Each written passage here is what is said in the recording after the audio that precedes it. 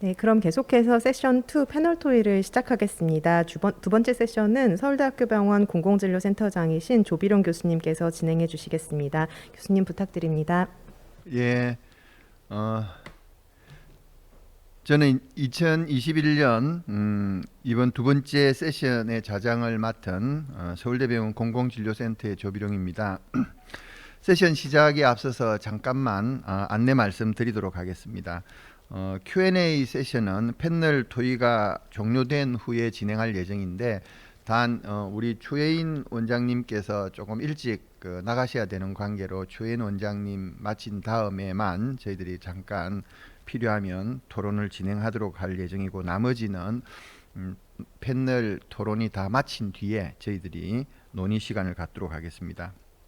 그리고 지금 온라인으로 참석해 주신 우리 참석자분들께서는 그 화면 오른쪽 채팅창을 통해서 이 토의 중에 질문이 있으시면 질문이나 코멘트를 올려주시면 감사하겠습니다.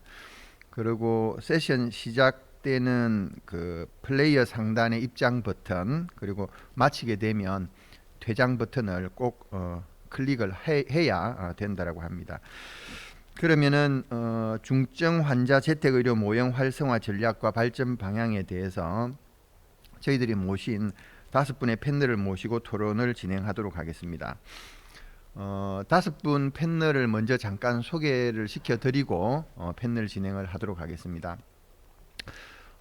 첫 번째 패널로 참석해 주실 우리 산림의료복지사회적협동조합의 추혜인 원장님께서는 서울대학교 의과대학을 졸업하시고 대통령 표창까지 받으셨고요. 왕진 가방 속의 페미니즘의 저자로서 유명하신 분이십니다.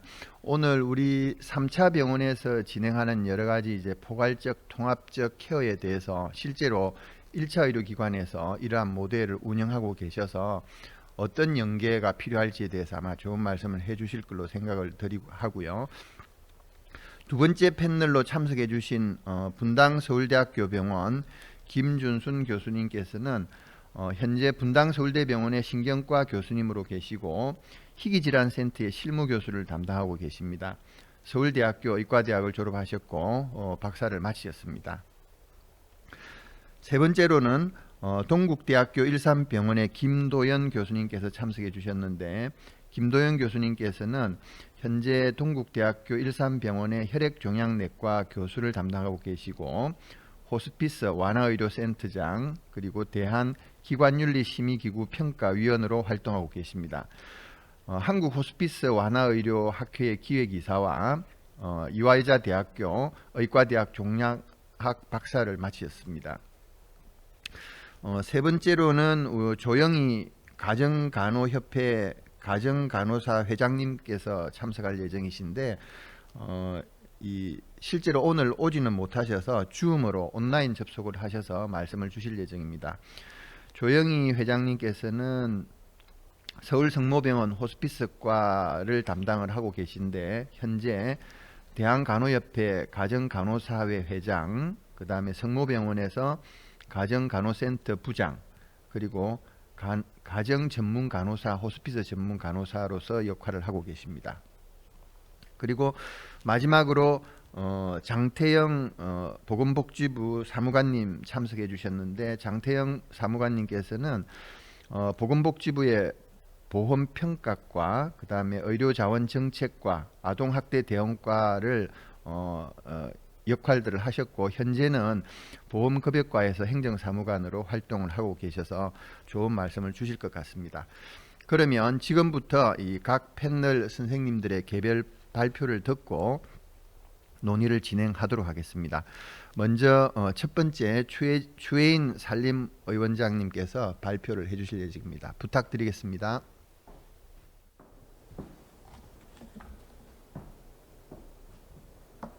네, 소개해 주셔서 감사합니다. 서울대 공공진료센터와는 여러 인연이 있는 것 같은데요. 올해 초에 또 저를 초대해 주셔서 줌 세미나를 한 적이 있습니다. 그때 저만이 아니라 지금 한국에서 1차 의료기관 중에서 재택의료를 제공하고 있는 많은 기관들을 차례로 초대해 주셨던 것으로 알고 있어서 그만큼 1차 의료기관에서의 재택의료에 대한 환경의 이해, 충분하실 거라고 생각하고 또 그러한 지지에 굉장히 감사를 드리고요. 또 한 가지 또 감사를 드리고 싶은 것은 올해 공공진료센터에서 발간하신 그 돌봄 가족을 위한 매뉴얼, 그 부분이 실제 돌봄 가족들에게 전달이 돼서 굉장히 유용하게 쓰이고 있고 저희 센터에서도 교육 자료로 활용을 하고 있습니다. 서울시 어르신 돌봄 가족 종합지원센터에서 굉장한 감사의 말씀을 전해달라고 부탁을 하셨습니다. 저는 오늘 지역의 1차 의료 기관은 중증 환자 재택 의료에 대해서 어떠한 기대를 가지고 있는가 이 부분을 말씀을 드리려고 합니다. 우리 이선영 교수님의 자료에서 가지고 왔습니다. 중증 환자를 위한 상급 종합병원 재택 의료 모형 제안인데요. 저 밑에 지역사회 기관이 작게 표시되어 있습니다. 서울대병원에서 보자면 지역사회 기관은 저런 위치에 저 정도 크기로 있을 수도 있을 것 같습니다. 하지만 저희 입장에서 보자면 지역사회가 훨씬 크게 자리 잡고 있고 환자이자 동네 주민으로서 같은 지역사회에서 살아가는 분이고요. 저희 입장에서는 상급 의료기관이 또 좀 멀리 높이 있는 그런 느낌도 가지고 있습니다. 그래서 앞으로 어떻게 우리가 서로 만나가야 될지 그런 부분을 얘기를 해야 될 것 같은데요. 저는 산림의료복지사회적협동조합이라고 하는 좀 긴 이름을 가지고 있는 의료기관에서 일을 하고 있습니다. 이곳은 제가 개인적으로 만든 곳이 아니고요. 지역 주민들이 처음에 350명이 돈을 모아서 같이 만들어서 운영하기 시작한 곳이고 현재는 한 3,600명의 조합원들이 의원, 치과, 한의원, 재택의료센터 그리고 마을간호 스테이션, 데이케어 센터 이런 곳들을 다양하게 운영을 하고 있습니다. 사실 이 커뮤니티 케어 재택의료와 관련해서는 현재 없는 제도가 워낙 많기 때문에 저희도 이런 기조를 가지고 있습니다. 있는 제도는 최대한 활용하고 없는 제도는 새롭게 제안하고 그럼에도 불구하고 제도화될 수 없는 것은 우리 손으로 만들어보자. 이런 기조로 여러 사업소들을 운영을 하고 있습니다. 현재 의원에서는 1차 의료 방문진료 시범사업, 장애인 건강주치 시범사업, 장기요양에서의 의료기관에서의 역할 등을 담당하고 있고 돌봄 사업소들이 노인 장기 요양보험을 담당하고 있고 한의원도 1차 의료 한방진료 시범사업을 지금 신청 중입니다. 치과에서의 장애인 주치 치과 시범 사업은 지역에 한정해서 현재 운영이 되고 있어서 저희는 그냥 시범적으로 수가 없이 저희가 운영을 하고 있는 상태이고요. 의원을 같이 만들었던 주민들이 자원활동가들로서 결합해서 사전연명의료의향서를 등록하고 상담을 받아주는 그런 활동들, 또 건강돌봄 자원활동가들로서 여러 돌봄이 필요한 지역 주민들에게 돌봄을 자발적으로 제공하는 역할들을 같이 하고 있습니다. 다양한 직종들이 같이 일을 하고 있고 의료진들도 가정의학과, 정신건강의학과, 산부인과, 치과, 한방과 이런 다양한 의료진들이 같이 방문 진료를 하고 있는데요. 저희 이동식 초음파를 가지고 가서 검사를 하거나 욕창 관리를 하거나 또 이동식 덴탈 유닛을 가지고 가서 치과 선생님이 왕진하는 모습이고요. 치과위생사와 간호사 선생님들도 굉장히 많은 역할들을 해주시고 계십니다. 이런 역할들은 사실 저희가 SNS를 통해서 얘기를 많이 나누고 있는데 그러다 보니까 SNS가 폭발할 지경이 되어서 이런 조정 업무를 좀 줄이고 업무 효율성을 높이기 위해서 클라우드 차트를 다양한 직종들이 같이 쓸 수 있는 방식으로 도입해야 되겠다라고 해서 현재 클라우드 차트를 도입해서 일을 하고 있습니다. 저희의 시스템은 한마디로 말씀드리면 다학제 방문 의료를 하고 있고 그것을 사례회의로서 관리를 하고 있다라고 말씀을 드릴 수 있는데요. 이제 가정의학과 의사들과 간호사, 사회복지사, 물리치료사, 작업치료사, 영양사가 지금 사례회의에 참석을 하고 있고 주 1회 정기 사례회의 그리고 재활의학과 전문의가 참여하는 월 1회의 확대 사례회의를 운영을 하고 있습니다.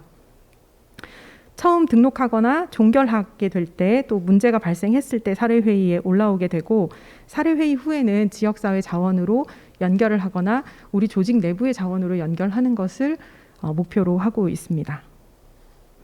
몇 케이스들을 좀 보여드리겠습니다. 이분은 70대 여성이시고 17년 동안 와상으로 계셨습니다.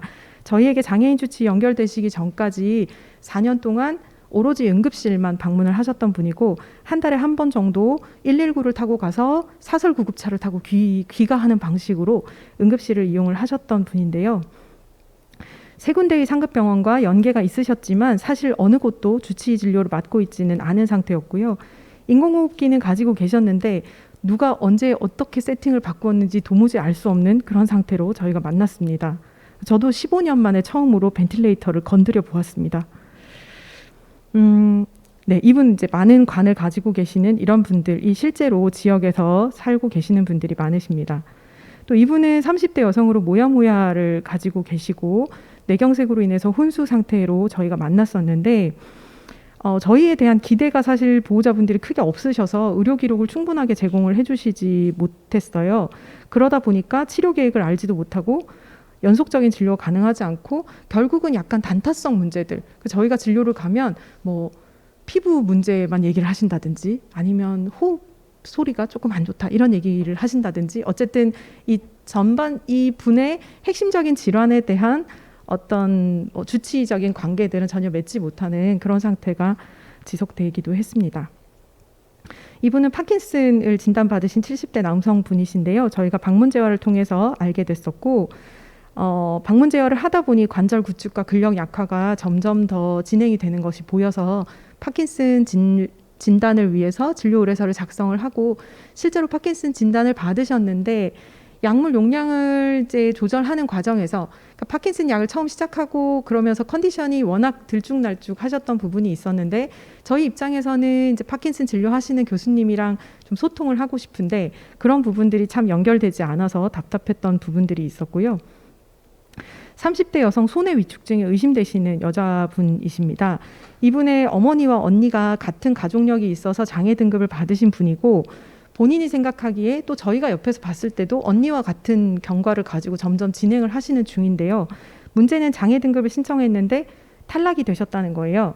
유전자 검사 결과도 정상이고 MRI도 정상이기 때문에 장애 등급을 줄 수 없다라고 얘기를 들었는데 사실 이분을 돌보는 지역사회에 굉장히 끈끈한 팀이 현재 형성이 되어 있습니다. 저희가 뭐 의원, 치과, 간호, 재활, 정서 지원 나가고 있고 주민센터에서도 장애인 보건의료 센터에서도 다 지원이 들어가고 있는데 문제는 가장 핵심적인 이 질환을 진단하고 치료하시는 분들과 연결이 되어 있지 않다는 그런 답답함이 있고요.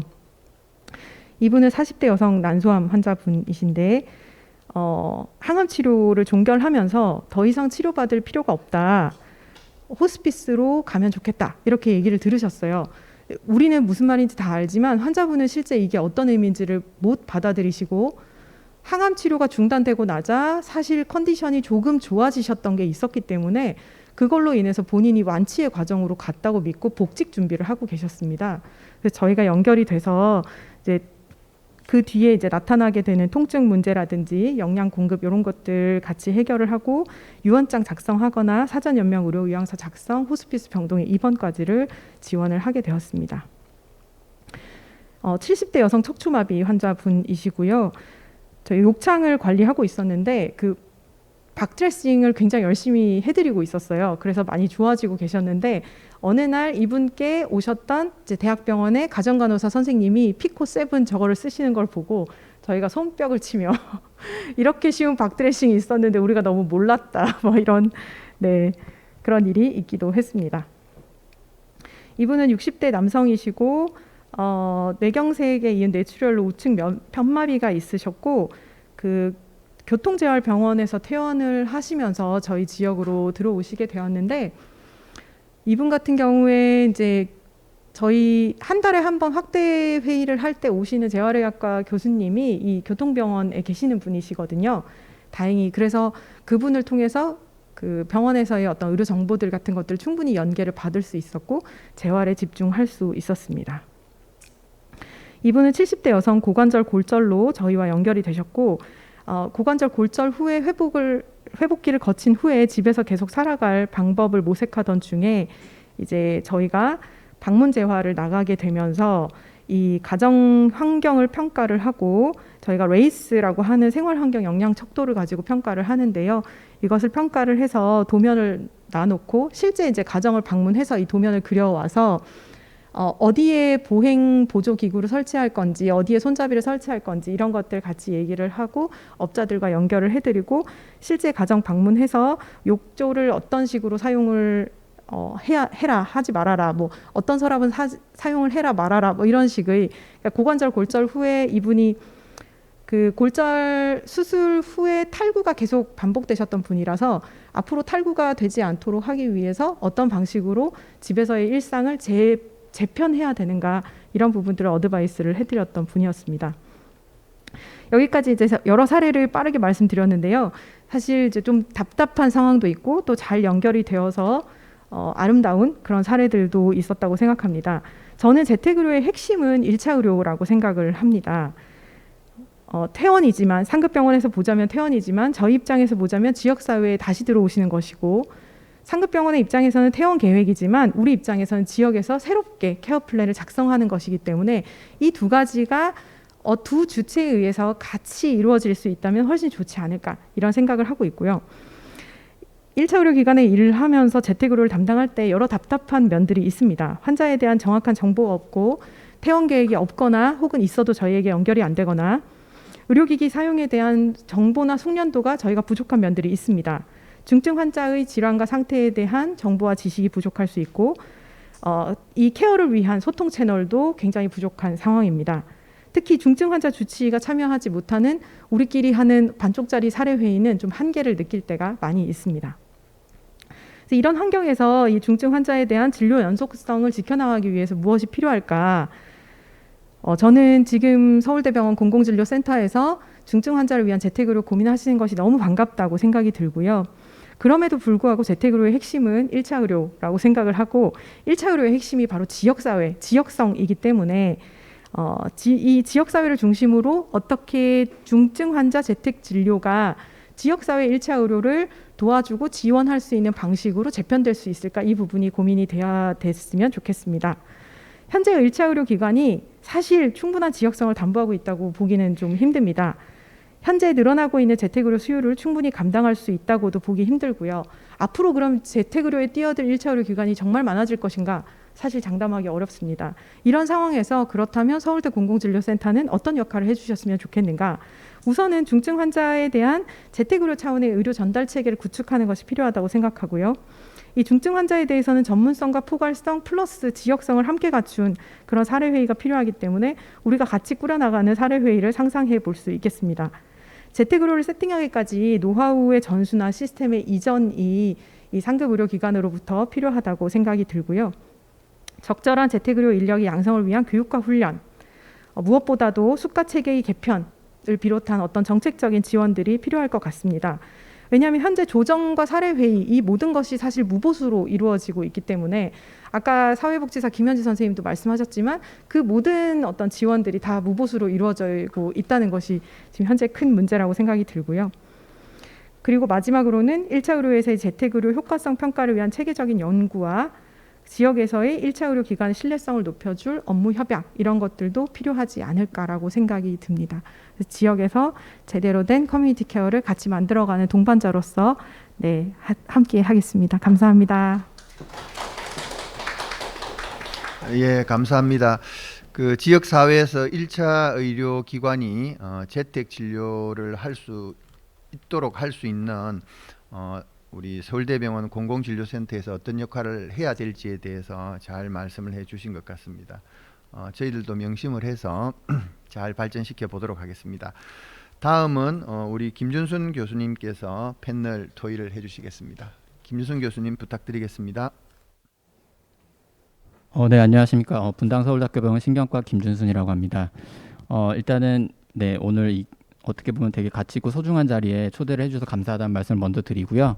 사실 저는 처음에 이제 20호지움의 패널로 이제 참가를 하면서 솔직한 말씀을 드리면 사실 이전까지는 잘 몰랐거든요. 그러니까 공공의료센터라는 거는 저도 들어봤고 저희 분당병원에도 그런 센터가 있고 그 여러 가지 하시는 업무가 있는 걸로 알고는 있는데, 사실 제가 실제로 그러니까 저는 이제 신경과고 제가 맡은 진료 분야상 좀 중증 희귀 난치 환자분들이 좀 많으신데, 그런 환자분들을 보면서 퇴원 이후에 계획을 세울 때 약간 답답함을 느끼는 적은 많았지만 그거를 실제로 어떻게 해결할까라는 고민은 사실은 덜 해봤습니다. 솔직하게 말씀드리면 부끄럽게도.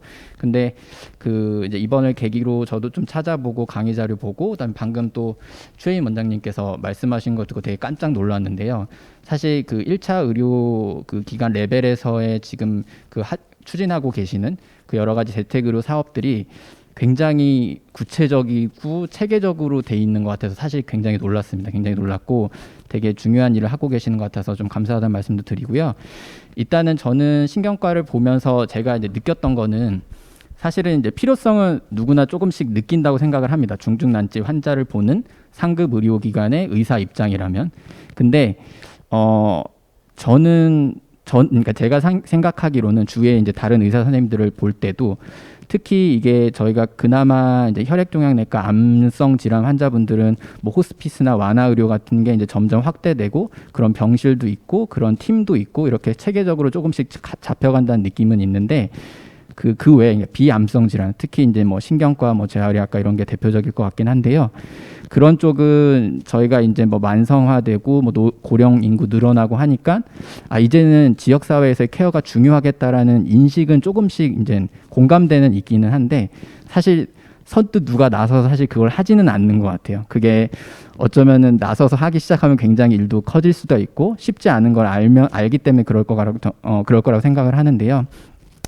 저도 이제 레지던트 때까지는 아무 생각 없이 그냥 있다가 실제로 이제 제가 환자를 이제 책임지는 입장에서 본격적으로 느꼈던 거는 제 환자들 중에 예를 하나만 들면은 젊은 여자분이었고 이분은 결국에는 진단명은 이제 부종양성 이제 전 자율신경병증이었습니다. 그래서 그 파라네오플라스틱으로 생긴 판오토노미 오토노미아가 있어서 거의 전신의 자율신경계가 다 망가졌었어요. 그래서 아무리 면역 치료를 하고 했는데도 결국에는 안타깝게도 저희가 좀 가역적으로 회복시키는 데 한계가 있었고 거의 2년 동안 입원 치료를 받으셨습니다. 몇 번의 수술도 받았고 그래서 젊은 분이고 해서 이제 환자분은 이제 퇴원을 원하셨어요. 이제 어느 순간부터는 퇴원을 원하셨는데 사실 제가 주치 입장에서 선뜻 퇴원을 해도 되겠다라고 환자한테 확신을 가지고 말을 못했던 게 그분이 이제 타임드 CRC, 그러니까 간헐적 도뇨하고 있었고 장루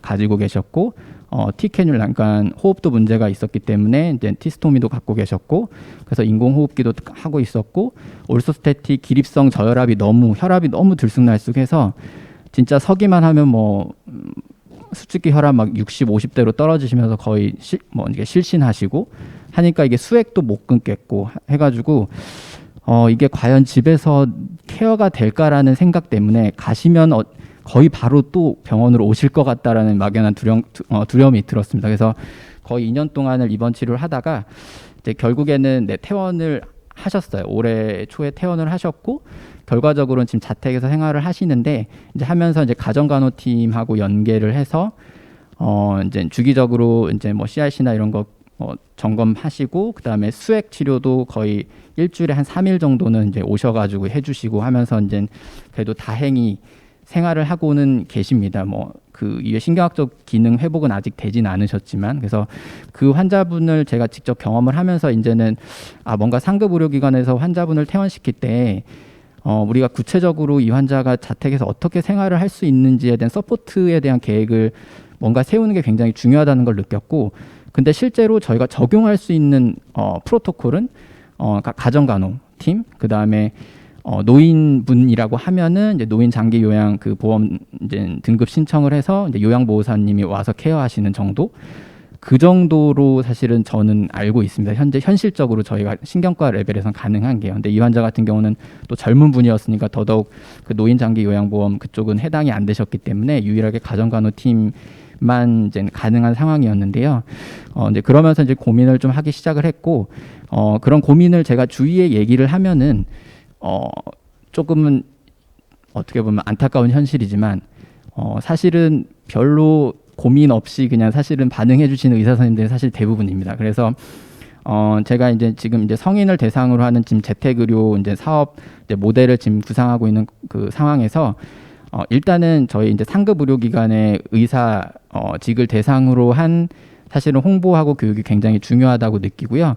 특히 사실 이제 지금 방금 말씀해 주신 것처럼 1차 의료기관 레벨에서의 저런 재택 사업, 의료 사업이 저는 정말 죄송한데 오늘 이런 내용이 구체적인지 오늘 처음 알았거든요. 그래서 이제 이런 게 정말로 있다라는 걸 알면 사실 저희들 입장에서도 아까 말씀하신 것처럼 그런 소통의 창구나 그런 게 생기면 충분히 어느 정도 안심을 하고 환자를 이제 퇴원이나 이런 계획을 세울 수도 있을 것 같고 또 이제 반대로 그런 소통 창구가 생기면 이제 1차 의료기관 레벨에서는 이제 아까 말씀하신 것처럼 이제 중증 질환 같은 경우는 이제 전문의나 이런 의견의 이제 소통의 부재를 좀 느끼신다고 하셨는데, 그런 측면에서 저희가 도움을 드릴 수도 있을 것 같고, 또한 이제 그런 1차 의료 그 기관에서 재택 의료를 담당하시는 그 의사 선생님들을 대상으로 반대로 저희 상급 의료기관에 이제 그 의료진이 뭐 교육이나 이런 걸 주기적으로 하면서 뭐 이럴 때는 어떻게 대처를 하고 기본적으로 어떻게 하는 게 좋은지 그런 거에 대한 이제 교육도 하면은 좋을 것 같다는 생각도 듭니다. 그리고 그 이제 한 가지 더 말씀드릴 거는, 이제 지금 이제 재택의료 사업 이제 모델을 만드시면서 이제 당연히 이제 그 구상을 하고 계시는 측면이겠지만, 이제 다학제적인 이제 팀 접근을 하면서 사실은 이게 질환별로 조금씩 특성이 다르다고 저는 생각을 하거든요. 그러니까 물론 그 질환이라는 게 거의 막 수십 수백 가지인데 그 각 질환별로 뭐 모든 걸 다 구체화할 수는 당연히 없을 거고, 하지만 크게 특히 이제 신경과 영역 같은 경우는 대다수의 아까도 사례에서도 굉장히 많은 신경과 질환들이 언급이 됐었는데요. 어떤 그 어큐트한 급성으로 발생하는 신경학적 손상 이후에 남는 시컬레, 후유증이 그냥 장기간 정말 그냥 거의 평생 가지고 가는 후유증이 남으면서 그거에 대해서 뭔가 계속 지속적인 롱텀 케어가 필요한 그 그룹이 하나 있을 것 같고, 하나는 사실은 뭐 예를 들어 알츠하이머나 파킨슨 같이 굉장히 천천히 어쨌든 퇴행하는 그런 신경 퇴행성 질환 환자분들 같은 경우는 사실은 그렇게 천천히 나빠지는 과정 속에서는 어쩌면 약간 환자의 증상에 따른 그냥 약물 조절이 거의 메인이 되고, 그러다가 어느 순간 어큐트한 이제 그러니까 급성 합병증이 내과적 합병증이 생기면서 병원에 오시고 그 고비를 넘기지 못하고 이제 돌아가시는 그런 경우들이 많습니다. 그래서 그렇게 단순 시컬레를 조절하는 거하고 그다음에 만성으로 진행하는 와중에 생기는 급성 합병증을 해결하고 그거에 대해서 쇼텀으로 케어하는 것, 이제 사실은 좀 크게 그렇게 두 가지로 저는 나눠진다고 생각을 하거든요. 그래서 그런 그 큰 흐름에 따라서 이제 조금씩 그 재택 의료에 필요한 저희가 이제 뭐 인력이나 자원을 이제 소스들을 이제 분배를 할 때 그런 모델들에서 각각 조금 다른 모델을 적용을 하는 게 어떨까라는 그런 생각이 듭니다. 네, 이상입니다. 신경퇴행성 환자들의 재택 진료에 있어서 이제 특징적인 말씀이랑 특히 이제 연계가 중요하다라는 말씀해 주셨습니다.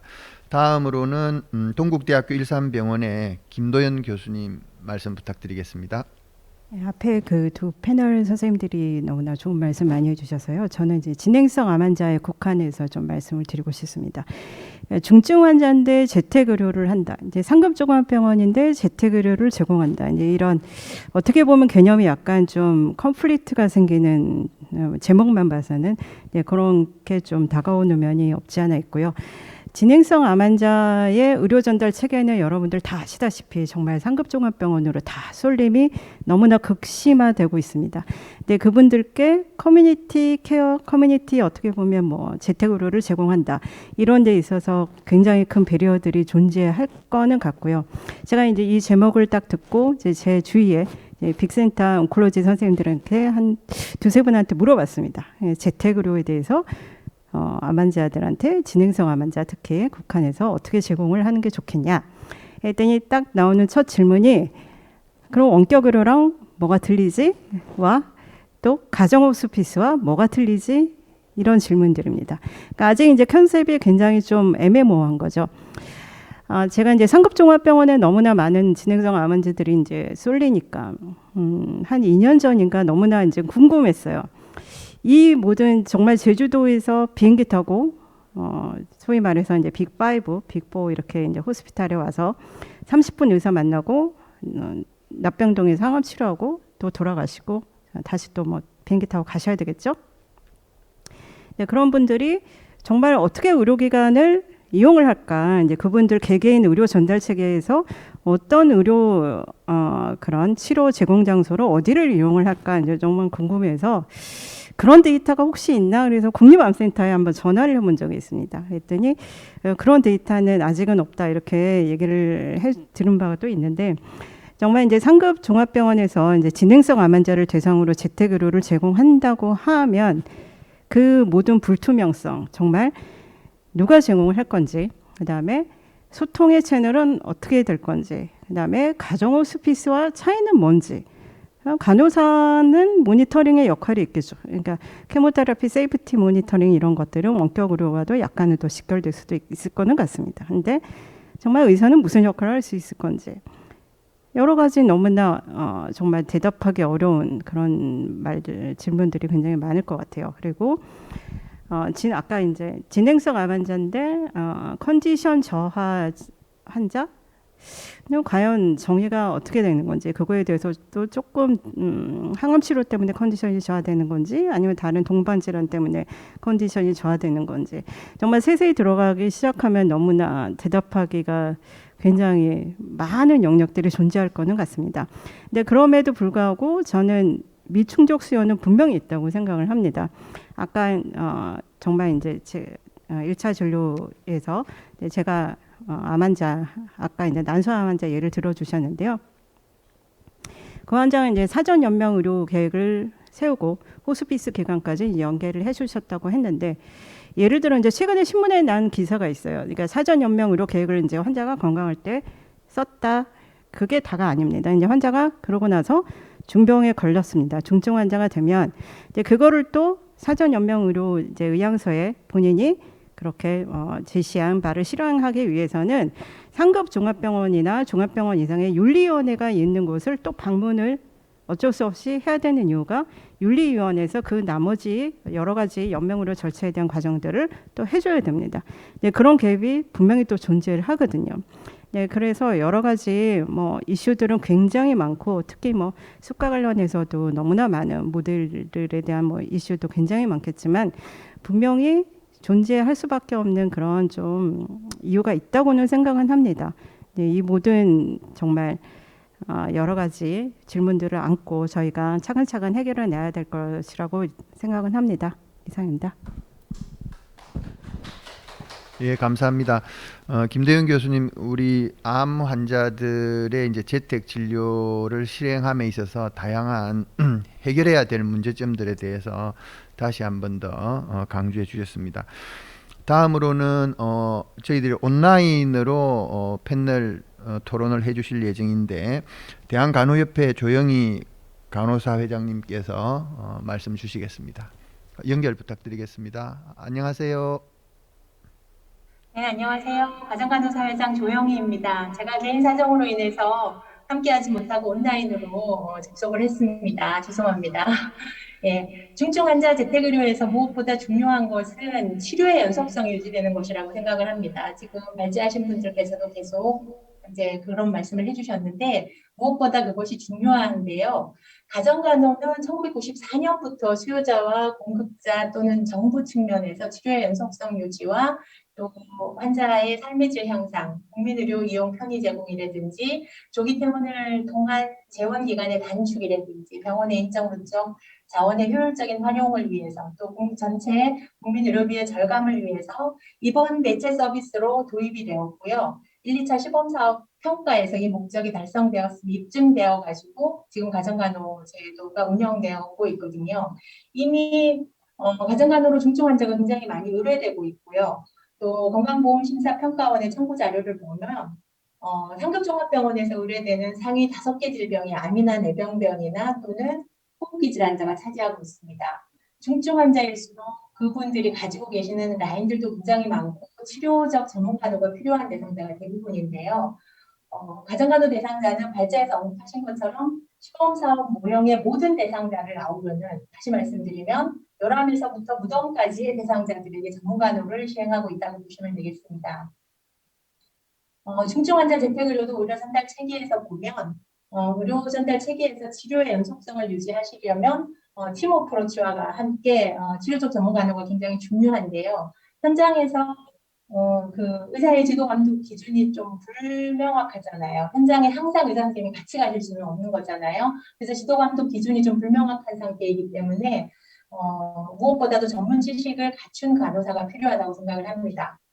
유신혜 교수님께서 중증 환자 재가 돌봄 수요 현황과 상급 종합병원 재택의료 모형의 필요성에서 제안하신 것이나 또 이선영 교수님께서 중증 환자를 위한 상급 종합병원 재택의료 모형에서 제안하신 것처럼 환자나 암 환자나 또는 비암 환자나 할 것 없이 가족 또 집에서 잘 지내기 위해서는 각종 라인 관리나 또는 영양 수액 관리라든지 또 그 다음 외래 전까지 증상 관리를 어떻게 해야 된다든지 또 교육을 어떤 교육을 시켜드려야 되는 거지 이런 것들이 상당히 많이 필요한데요.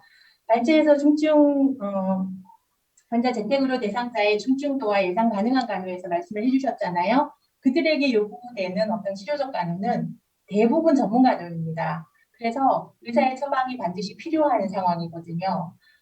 간단한 페리페랄로 드릴 수 있는 뭐 IV나 심플 드레싱도 있지만 예시에서도 언급된 것처럼 벤틸레이터 매니지라든지 트라케오토미 튜브 교환 관리라든지 또는 L튜브 인설션이라든지 케어포트 인설션이라든지 스테이지 3 이상의 프레셔 인저리 매니지라든지 또는 홀바디 펜트구스 드레싱 같은 굉장히 고난이도의 어떤 프로시저 같은 게 굉장히 많거든요. 환자분들에게 이게 일반 간호사가 하기에 굉장히 좀 역부족일 수도 있는 부분입니다.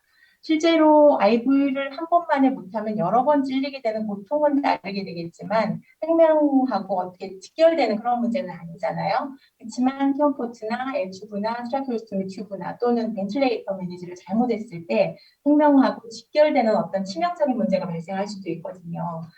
의사나 전문가 의사가 하더라도 예외는 아닐 것이지만요. 그래서 중증 이 재택의료 대상자의 간호는 환자의 치명적인 어떤 그런 문제가 발생 가능한 대상자가 많기 때문에 간호 인력 선택이 굉장히 중요하다고 봅니다.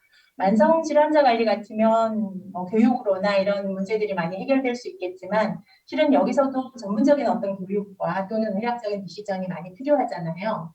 그래서 물론 의료팀에 왕진이가 계시니까 당연히 디시전을 해주시겠지만 전문적인 치료 술기가 포함되는 간호이기 때문에 환자 안전에 위협이 될 수도 있고 또 어떤 직역에서나 마찬가지겠지만 간호사별 영역이 매우 다양할 거라고 생각을 합니다. 그렇기 때문에 중증 환자 재택의료에서는 환자의 안전을 위해서 질 관리를 위해 가지고 업무 범위를 명확하게 하고 업무 표준화를 하는 것도 필요하다고 봅니다. 비단 이 문제는 이 중증 환자 재택의료만의 문제가 아니라 재택의료 전반에 대한 문제이기도 하다라고 생각을 하는데요. 김현지 사회복지사님께서 말씀해 주셨는데 중증 환자 지역사회 사회복지를 위한 사회복지 연계 체계의 필요성 제안에서 돌봄이 해결돼야 그밖에 모든 것이 이루어진다는 표현에 저는 굉장히 절대적으로 공감하거든요. 물론 앞서 이제 두 분 교수님께서도 말씀을 해주신 부분이지만 가정에서는 아무리 좋은 의료 시스템이 갖추어진다고 해도 돌봄이 해결되지 않으면 이런 좋은 의료 서비스를 제공할 수 없다고 봅니다. 그래서 재택의료에서는 환자의 질병뿐만 아니라 또 가족이라든지 환경이라든지 전반적인 문제까지도 봐야 되기 때문에 가정간호만으로는 해결할 수 없었던 부분들이 이 재택의료에서 팀 어프로치를 하면서 해결될 수 있을 것 같다라는 생각이 들어서 굉장히 고무적인 거라고 생각을 하고요. 또 의사나 간호사뿐만 아니라 사회복지사 또는 뭐 약사, 영양사, 가족이나 돌보미가 이제 이런 다양한 직군들이 환자를 위해서 최선을 다할 때 환자분은 치료의 연속성이 유지되면서도 환자와 가족들의 삶의 질은 향상될 거라고 생각을 하고 또 당연히 만족도도 증가될 거라고 생각을 합니다. 제가 근무한 성동병원에서 있었던 사례를 들어보겠습니다. 이제 국가에서 가정호스피스 시범 사업을 시작하기 전에 한 10여 년도 더 된 전 일인데요. 저희 가정간호센터에서 호스피스 센터하고 협업을 해서 가정간호를 통한 호스피스 환자의 재가일수 증가라는 주제로 PR 활동을 했었는데요. 퇴원하는 호스피스 대상자의 증상을 이제 효과적으로 관리를 해서 가정 호스피스를 접하는 대상자와 가족의 불안도를 낮추고 또 가정에서 편안함을 느끼도록 해서 재가일수를 50% 이상 이제 늘리겠다라는 목표를 했었는데 실제로 그 활동을 끝나고 난 다음에 봤더니 86%까지 증가시키는 효과를 거두었습니다. 시간 관계상 제가 세부적인 말씀을 다 드릴 수는 없지만 현재 가정 호스피스 서비스는 인력 문제라든지 이런 장벽들이 너무나 높기 때문에 호스피스 대상자 중에서도 아주 일부만 혜택을 받을 수 있거든요. 그래서 가정간호는 이제 1994년부터 시작되었는데 거의 30년 가까이 말기 암 환자를 본다고 해도 과언이 아니고 또 저희 시범 사업에서 효과를 본 것처럼 이제 그 추후에 혹시라도 호스피스 팀이 갖추어진 기관이라면 가정간호로 연계해가지고 간호를 제공할 때 가정 호스피스 케어로 인정되어야 되지 않을까 그런 생각을 하는데요. 중증 환자 재택의료에서도 마찬가지인 부분이라고 생각을 합니다. 두 번째로는 저희가 이제 그 가톨릭대학교하고 저희 가정간호센터 협력으로 3년에 걸쳐가지고 제가 만성질환자의 생애 말기 돌봄 서비스 모델 개발을 하고 효과 평가를 했었는데 가족의 삶의 질은 유의한 차이로 상당히 되고 또 가족분들의 돌봄 부담감은 유의하게 감소했고요. 서비스 만족도는 상당히 높은 것으로 나타났었습니다. 그래서 이 연구에서 지역사회에 계시는 의사 선생님 같이 가정 방문을 했었거든요. 여기에 선생님은 대학병원의 가정의학과 교수님도 계셨고 물론 이제 다른 대학병원입니다. 저희 가정의학과 선생님도 계셨지만 다른 대학병원 가정의학과 교수님과 또 지역사회 개원이도 계셨고요. 또 보건소에서 진료하시는 선생님도 계셨는데 그분들께서 총평 시간에 이런 표현을 해주셨습니다. 가정에서 이렇게 중환자가 그리고 또 말기 환자가 많은데 편안하게 양질의 의료 서비스를 받으면서도 가정에서 있을 수 있다라는 것을 여기 연구에 같이 참여하지 않았을 때는 생각지도 못했었는데 그 뒤에는 가정간호가 있어서 가능하다는 것이 굉장히 놀랍다 이렇게 평가를 해주셨고요. 또 가정에서 상태가 나빠지면 어쩔 수 없이 환자를 모시고 병원에 가셔야 되거든요. 그래서 한번 응급실을 다녀올 때마다 뭐 비용 수십만 원씩 깨지는 거는 두말할 것도 없고 또 한 번 움직일 때마다 보호자분들도 최소한 한두 명 같이 따라오셔야 되기 때문에 상태가 나빠져서 응급실에 가시는 상황이 발생한다면 환자분이나 보호자분들이 겪는 굉장히 어려움 중에 하나거든요. 근데 이제 보호자분들이 이런 표현을 해주셨어요.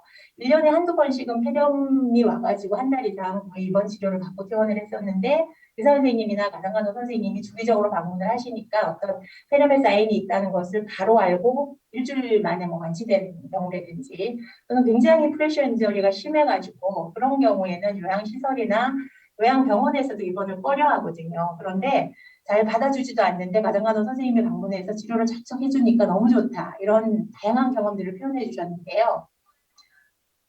상급종합병원에서 중증 환자 재택의료를 한다고는 하지만 최종적으로는 아까 최혜인 교수님 선생님도 말씀을 해주셨지만 지역사회로 환자를 연계해가지고 연계하는 것이 무엇보다 중요하고 또 상급종합병원은 이선영 교수님과 말씀하셨죠. 상급종합병원의 그 본연의 역할을 할 수 있어야 된다라고 저도 그런 생각을 하거든요. 그래서 지역사회 병원하고 상급종합병원이 서로 상생할 수 있는 그런 시스템이 되어야 되지 않을까 그런 생각을 하고요.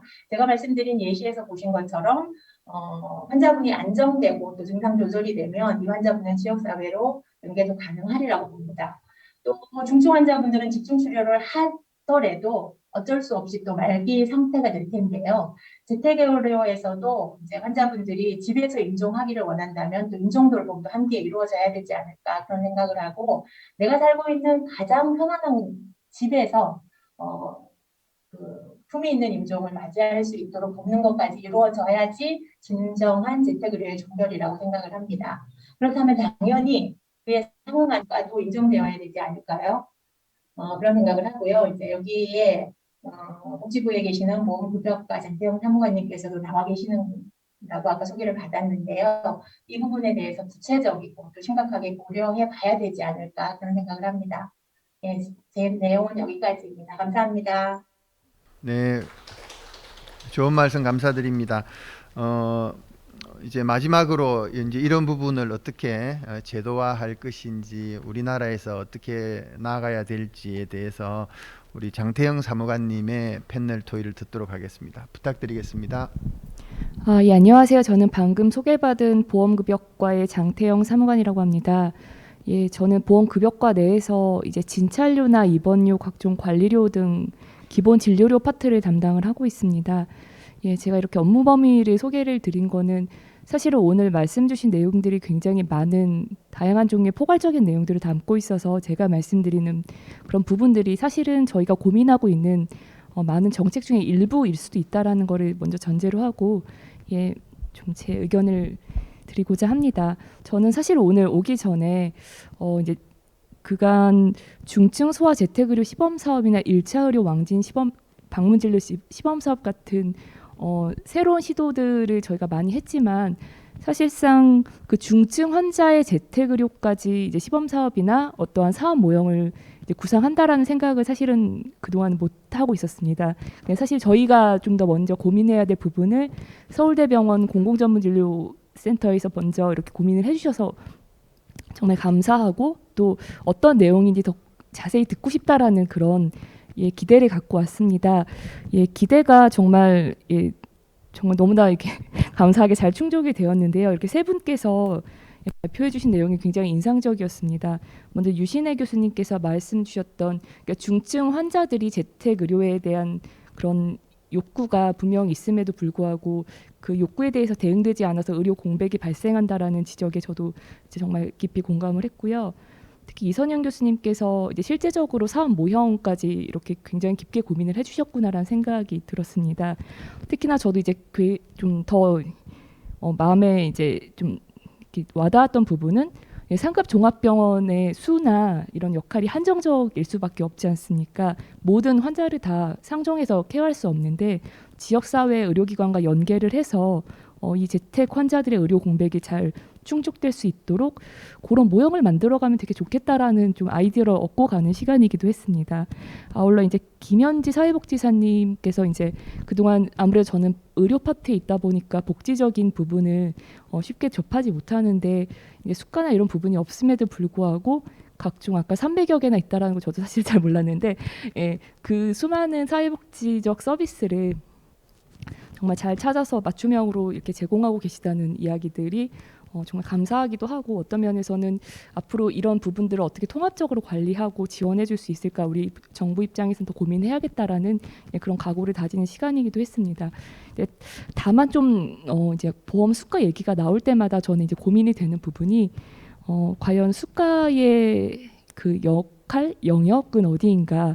사실은 국민건강보험법 상에서의 이제 요양급여의 범위는 어떻게 보면은 이제 뭐 예방 질환 베이스로 있어서 질환의 예방이나 아니면은 진료나 어떤 뭐 임신 출산에 관련된 그런 지원 파트인데요. 이 사회복지적인 부분은 분명 필요한데 이거를 이제 보험에서 어느 정도까지 역할을 해줄 수 있을지에 대해서는 좀 고민이 더 깊이 필요할 부분입니다. 사실은 저희가 이제 저희 뭐 보험 급여과의 담당자로서 왔으니까 이제 보험 얘기만 말씀드리지만 아까 오늘 많이 얘기가 나왔던 것처럼 커뮤니티 케어 팀을 이제 복지부 내부에서 만들고 굉장히 좀 대대적인 사업으로 진행을 하고 있습니다. 사실은 저희가 아까 말씀드렸던 지금 하고 있는 수많은 시범 사업들 지금 현재 제가 시범 사업을 복지부에 총괄을 하고 있어서 이제 카운팅을 쫙 맨날 관리를 하고 있는데 카운팅을 해보니까 32개입니다. 32개 중에서 그 재택 치료와 관계된 게 8개입니다. 한마디로 굉장히 많은 수의 재택 치료에 대한 욕구가 있고 그거를 대응하기 위해서 이제 여러 가지 시범 사업들을 진행을 하고 있는데요. 그러면서 봤을 때 정말 분명 필요한 부분이 있고 또 계속 진행을 해 나가야 될 그런 역할들이 분명 재택 부분에서는 있을 거라 생각합니다. 특히나 아마 코로나 상황에서 더 그런 생각들을 많이 국민들께서도 하셨을 거라 생각합니다. 이제 아무래도 그 감염 우려 때문에 방문을 하시는 걸 꺼려하실 때 뭐 집으로 오셔서 이렇게 재택 진료를 받거나 또 저희가 이제 ICT 기술이 발전되다 보니까 뭐 비대면 진료나 다양한 루트를 활용을 해서 이렇게 진료를 받는 것도 생각을 하고 또 그런 것들이 익숙해지고 계시고 있는데요. 저는 일단은 아까 제가 말씀드렸던 그 제 업무 범위 중에서는 지금 하고 있는 제 담당 사업이 1차 의료 의과 왕진 사업과 한의과 왕진 사업 그리고 중증 소아 재택 치료 사업이 있기 때문에 요 세 개에 대해서 조금 더 지금 현황이나 제 고민들을 말씀을 드리면서 토론을 이어가겠습니다. 제가 사실 업무 꼭지가 엄청 많은데 그 중에서도 제일 자신 있게 말할 수 있는 사업, 누구에게 얘기해도 비난을 듣지 않고 항상 칭찬을 받는 사업이 바로 중증소아 재택의료 시범 사업입니다. 항상 워낙 그 다양한 이해관계자 다각적인 측면이 있기 때문에 어느 누구든 이렇게 뭐라도 지적할 이렇게 요소들이 생기는 게 당연히 있을 수밖에 없는 여러 사업들인데 중증소아 재택치료 사업만큼은 10명이면 10명 모두 이렇게 정말 필요한 사업이다. 많은 환자들이 진짜 높은 만족도를 보인다라는 이야기를 했고 저희가 아까 말씀드린 그 시범 사업을 3년마다 이제 그 재평가를 합니다. 그래서 본 사업으로 전환을 할지 아니면 종료할지 지속할지를 이제 이렇게 계속 평가를 하고 있는데요. 그렇지 않아도 이제 이 중증 소아 재택 치료 사업 같은 경우는 이제 최근 올해 12월로 3년이 도래를 해서 성과 평가도 하고 이제 내부적으로도 또 이게 건정심에서도 이제 곧 보고를 할 예정인데 이 평가 결과를 보면은 좀 그 확실히 의료 이용의 행태 변화가 굉장히 두드러집니다. 이제 입원할 수밖에 없었던 그런 소아 환자들이 아까 말씀하신 대로 정말 집에서 돌봄을 받고 그 아이뿐이 아니라 그 아이의 형제 자매들까지 부모의 돌봄을 받을 수 있는 그런 여건이 조성이 돼서 굉장히 환자의 만족도가 높고 또 아까 말씀드린 대로 의료 이용 측면에서도 그러니까 재입원하는 그런 소요 기간이 굉장히 길어졌습니다. 한마디로 집에서 충분히 의료 그 공백 없이 잘 지원을 받고 이렇게 도움을 받을 수 있다라고 이게 그런 반증이라고 생각이 되는데요. 그렇게 이제 많은 아동들이 지원을 받을 수 있게 되면 사실은 여기 서울대병원에서 근무하시는 특히 어린이 공공전문진료센터 선생님들의 노력이 정말 크다고 생각을 합니다. 이건 저만의 의견이 아니라 정말 많은 분들에게 그런 칭찬을 들었습니다.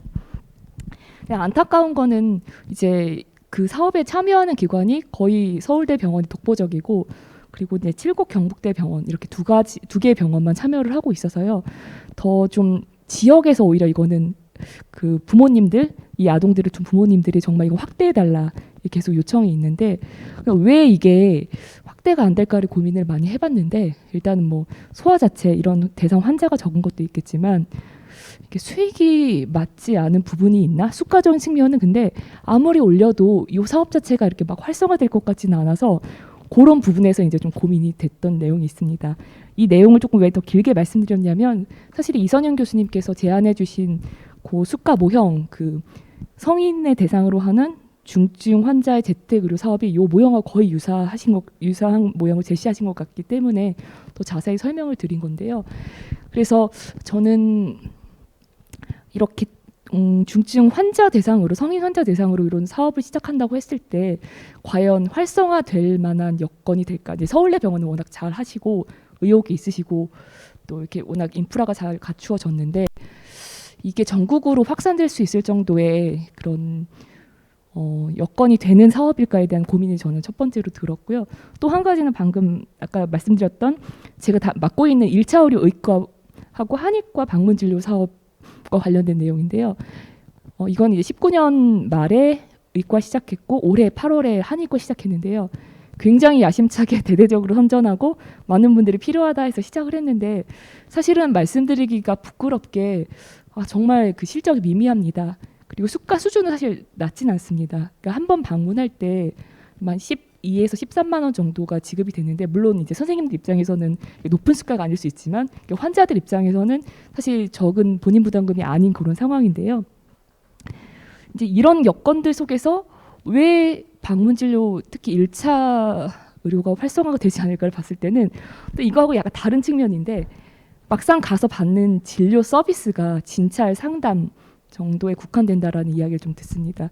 여기 아까 추혜인 선생님 이렇게 보여주신 사진 보니까 굉장히 다양하고 또 필요한 서비스를 많이 제공하신다는 생각이 들었는데 이런 병원은 어떻게 보면 보편화된 케이스가 아니라 좀 특수성 있는 케이스라는 생각이 들어서 여러 가지를 고려했을 때 과연 재택의료가 어떻게 하면 활성화될 수 있을지에 대해서 이제 담당자로서의 고민이 깊어졌고 오늘 사실은 그런 해답이나 제언을 좀 이 자리에서 듣고 가지 않을까라는 생각 때문에 참석하게 된 연유도 있습니다.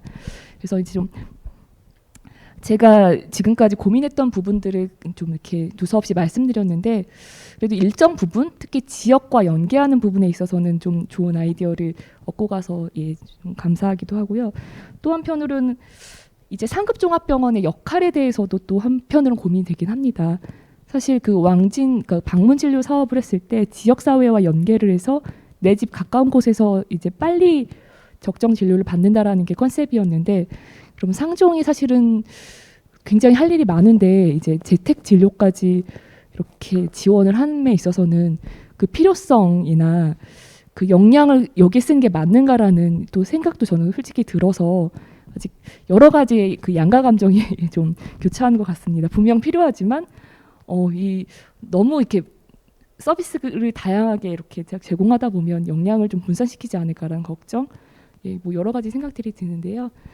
오늘 더 뭐 추후에 이루어지는 Q&A나 아니면 여기 플로어에서 제언이나 또 뭐 여러 가지 뭐 비판할 점들 말씀 주시면 저도 듣고 예, 또 마음에 새기고 또 돌아가서 같이 검토하고 생각하는 시간 갖도록 하겠습니다. 감사합니다. 예, 감사합니다. 필요하다라고는 생각이 들지만 이 활성화 방안이라든지 이제 상급병원의 역할 관련한 다양한 이제 말씀을 해 주셨습니다. 그러면 이 5분의 이제 토론을 들었기 때문에 먼저 오늘 첫 시간에 발표를 해주신 우리 새 연자들께서 혹시 추가로 보완해 주실 내용 있으면 말씀 주셔도 좋고요. 지금 온라인에서는 하나 질문이 들어와 있는데 이거는 조금 이따가 이야기를 해도 될 것 같습니다. 그리고 패널 중에서도 혹시 추가로 토의할 내용이 있으면 말씀 주시면 감사하겠습니다.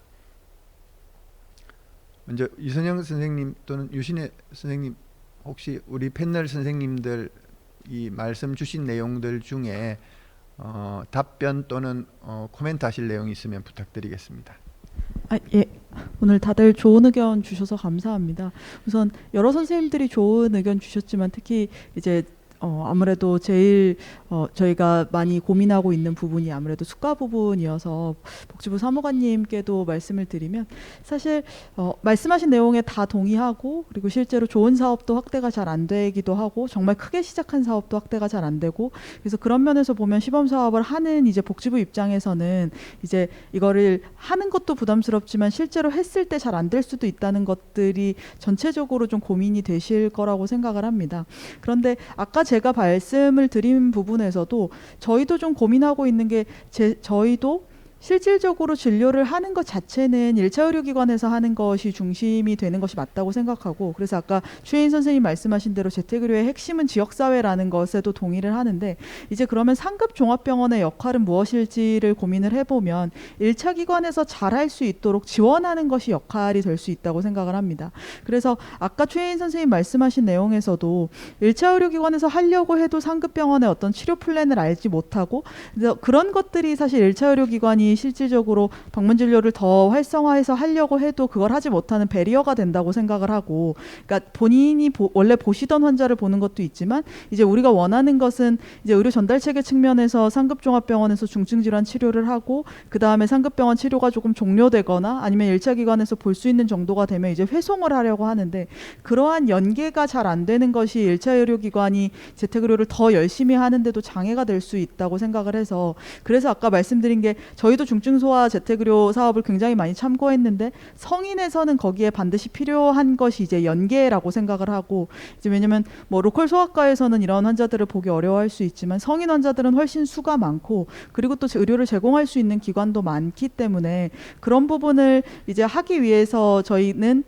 트랜지셔널 케어를 하는 것이 목적이고 저희가 직접 뭐 다 집에 가서 뭐를 하는 것보다는 그런 부분에 상급종합병원의 역할이 있고 또 그런 걸 사실 근데 시작해보지 않으면 알 수 없는 거라서 저희가 이제 복지부에서 사실 시범사업이 없는데도 저희가 시작을 한 거여서 복지부에서도 이런 면을 조금 더 고민을 해주시고 그래서 지금 이제 의뢰회송 사업을 계속 하고 있는 것처럼 결국은 한두 군데라도 이걸 뭐 지역으로 한정을 해주셔도 좋고 아니면 뭐 일부 질환으로 시작하는 것도 저도 어쩔 수 없다고 생각하는데 뭐 암이나 아니면 김준순 선생님이 얘기해 주신 중증 신경계 환자나 이런 데서 작은 데서부터 한번 사업을 시작해야 결국은 문제를 찾고 해결해 나갈 방법을 찾을 수 있지 않을까 생각이 됩니다. 네, 이상입니다. 네, 혹시 뭐 유신혜 교수님 또는 김 선생님 혹시 코멘트 하실 부분 있으시면 네.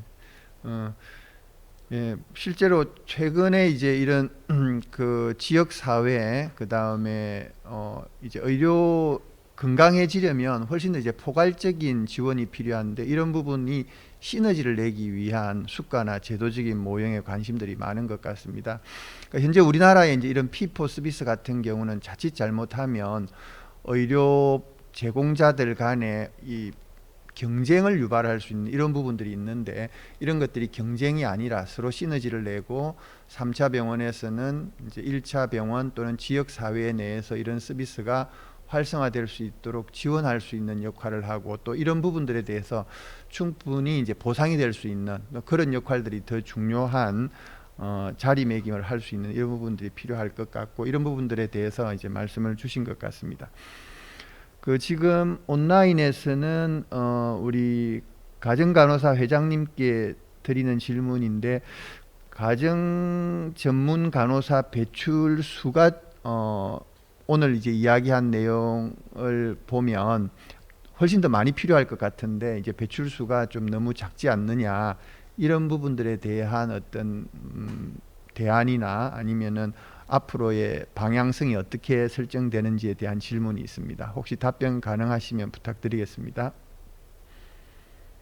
네, 맞습니다. 지역사회에서 커뮤니티 케어에 전문가가 굉장히 많이 필요한 것은 인식은 하고 있는데, 이제 배출된 인원수는 한 6,500명 정도가 되지만, 실질적으로, 예전에는 가정전문간호사 과정은 1년 과정이었습니다. 그런데 2003년부터 대학원 과정으로 편입이 되면서 1년에 배출되는 인원수가 너무나 적기 때문에 이 인원으로는 지역사회에서 필요로 하는 전문가들을 다 수요에 충족할 수 없기 때문에 지속적으로 저희가 어떤 건의를 하고 있냐 하면 전반적으로 13개 분야 전문 간호사들이 배출이 되고 있거든요. 그들에게 교육 커리큘럼이 비슷하거나 또는 졸업을 석사 과정을 끝내고 대학원 과정을 끝내고 난 다음에 나왔을 때 하는 업무가 비슷한 간호사분끼리 전문 간호사분끼리 이렇게 통합하는 과정이 필요하리라고 생각을 하고 그 부분에 대해서 건의를 하고 있고 특례제도 도입을 해서라도 가정 전문 간호사 배출을 좀 늘려야 된다라고 지속적으로 건의를 하고 있습니다. 실제적으로 대학원 과정에서 2021년 기준으로 봤을 때 1년에 37명밖에 배출이 되지 않거든요. 그래서 이건 좀 심각한 인력 문제라고 생각을 하기 때문에 특례제도 도입에 대해서 지속적으로 복지부의 건의 대간협을 통해서도 하고 이제 가정간호사회에서 직접 하기도 하고 그러는데 인력 문제는 해결되어야 되는 부분이라고 생각을 합니다. 실질적으로 응급실에 응급 전문 간호사만 있는 게 아니고 또 중환자실이라고 해서 중환자 전문 간호사만 있는 건 아니잖아요. 그렇기 때문에 가정 간호에서도 가정 전문 간호사와 예를 들어서 가정 간호사 이런 간호사 군으로 나누어서 할 수 있도록 특례 제도라도 도입을 해서 인력을 해결해야 되지 않을까 그런 생각을 합니다. 예, 감사합니다. 저희들 이제 시간이 거의 마무리가 될 시간이 되어서 우리 패널 선생님 혹시 마지막으로 말씀하실 부분 있으시면 우리 사무관님 혹시 마무리 말씀 방금 하셨습니다마는 하실 게 있으실까요? 아까 다 드리고 싶은 말씀 드렸고요. 무엇보다도 저는 이게 개인적으로 감사의 말씀 항상 서울대병원에 드리고 싶은데 이제 굉장히 선도 모형들을 많이 고민을 하시고 실제로 추진을 하시고 그게 현실화되어 가고 있는 것들을 보게 되는데 아까 말씀드린 중증 소아 재택 치료 사업을 비롯해서 이제 프론티어의 길을 걷고 계시는 그런 부분에 대해서 정말 노고를 치하하고 싶고요. 그런 고민과 그런 열정들이 우리나라 의료 발전시키는데 되게 많은 도움을 주고 있다라는 사실을 다시 한번 강조드리고 싶습니다. 감사합니다. 감사합니다.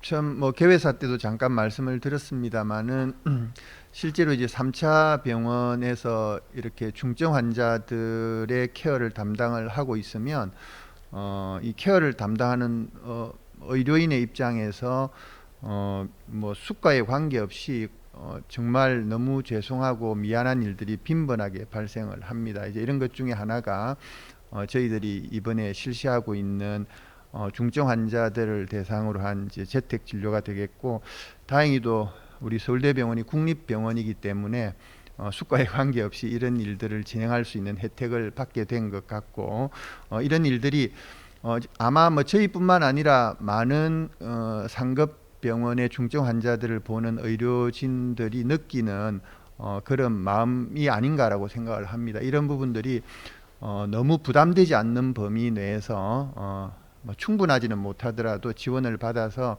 할 여력이 생겼다라고 하면 시행을 할 수 있고, 또 이것들이 지역 사회의 여러 리소스들이 또 방금 우리 사무관님 말씀 주셨다시피 3차 병원에서 이것까지 해야 돼라는 마음도 솔직히 없잖아 있기 때문에 이런 부분들은 지역 사회의 도움을 받아야 됩니다. 그런데 그냥 받을 수는 없고 이런 부분들을 어떻게 우리를 도와줄 수 있을지, 이런 환자들의 아웃컴을 도와줄 수 있게 할지에 대해서는 또 다른 교육이라든지 이런 의사소통들이 필요하기 때문에 이런 부분들에 대해서는 저희들도 앞으로 조금 더 적극적으로 진행을 해 나가겠고, 또 우리 많은 오늘 토론해 주신 전문가님들께도 지속적인 도움을 요청드리도록 하겠습니다. 그러면 오늘 좋은 발표해 주신 우리 연자님들 그리고 패널 토론자님들께 다시 한 번 더 감사드리면서 오늘 세션을 마치도록 하겠습니다. 예, 감사합니다. 예, 온라인으로 참석하신 선생님들은 모두 퇴장 버튼을 꼭 눌러주시기 바랍니다.